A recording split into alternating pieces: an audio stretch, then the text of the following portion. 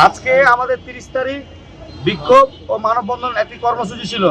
এই কর্মসূচি পালন করার জন্য আমরা সবাইকে আহ্বান করি এবং সবাই এখানে উপস্থিত হয়।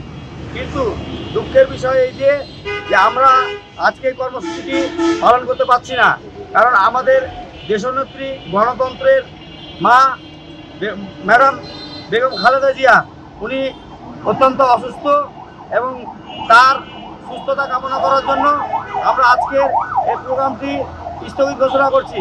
তার জন্য আমরা আজকে একটি দুয়ার আয়োজন করেছি, আমরা সকলে মিলে তার সুস্থতা কামনার জন্য, এবং তিনি আমাদের মাঝে ফিরে আসুক, এটাই আমাদের কামনা। আসবে ফিরে মা, তাকিয়ে আছে বাংলা, গর্বে সোনার বাংলাদেশ। কিন্তু তারা এই কার্যক্রমের অংশ হিসেবে কিন্তু তারা বেগম খালেদা জিয়ার জন্য তাদের যে প্রধান কার্যালয় রয়েছে রাজশাহী রেল স্টেশন সংলগ্ন, সেখানে কিন্তু তারা দোয়া মাহফিল করছেন এবং সেই দৃশ্য দেখানোর চেষ্টা করছে। দর্শক এখানে উপস্থিত